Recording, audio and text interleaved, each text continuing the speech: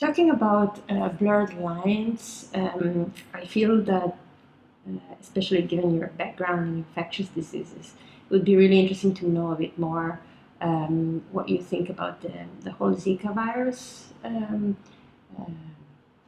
alert that we've Yes, had for a few years now. yes, And because there's a lot of concern still going around, and we see celebrities visiting parts of the world and covering themselves because of the Zika virus. So, um, can you tell us a little bit on that? yes, I'm happy to. And so Zika virus is transmitted by the same mosquito that transmits dengue fever. So in many ways, it's a virus that's similar to dengue fever, to the dengue virus. Most of the time, these infections don't have any symptoms. Um, and we see that in dengue as well, that the infections can be asymptomatic without symptoms. And Zika tends to be a milder illness than dengue, but the obvious concern surrounding Zika is the birth defects, and that's what's being highlighted, um, specifically microcephaly, where babies are born with a small head. There are official statements from uh, entities such as the US CDC that Zika causes microcephaly, and if you're planning to have a family, then do what you can to avoid getting infected with Zika. And I think that's a good recommendation because if you have the ability and the luxury to avoid a risk, why not avoid that risk? So that's good practice.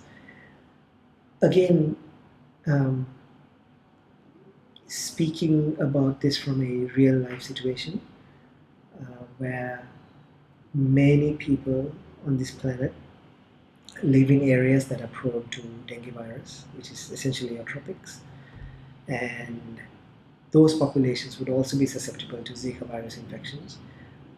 A lot of the time, there's practically not much you can do except um, mosquito control measures, both on a personal level and a community level. So that may include the what complicates the issue a little bit further is that these are daytime biting mosquitoes.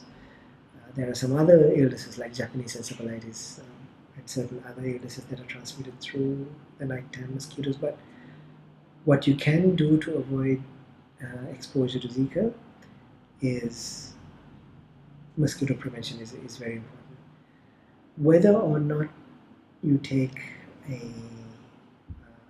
whether you spend a holiday or travel to a Zika endemic area becomes a very personal decision. It all boils down to our own perception of risk. If you want to avoid the risk, then people don't travel. But there are certain people who travel to Zika areas because the benefits of travel and the benefits of exploring areas that they haven't seen yet in their risk matrix outweighs the chance of getting Zika virus and something bad happening. So the issue of risk becomes a very, very personal decision.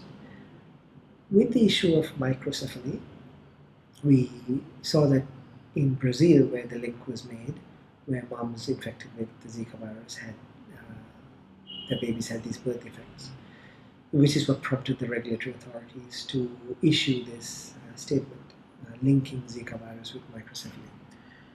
And there are some unanswered questions where in Colombia, for instance, there was a big outbreak of Zika virus, but we didn't see the amount of microcephaly that we saw in Brazil. So there are some variations of this that perhaps haven't been fully explained. But Zika is a virus that in the laboratory setting does infect nerve tissue. So the theory does have a scientific basis.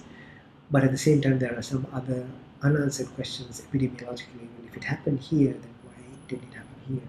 So I think a lot more research, ongoing research, is needed to really answer these questions that do come up. And whether or not a family traveling how they incorporate the risk of Zika into the equation is, I think, a very, very personal choice.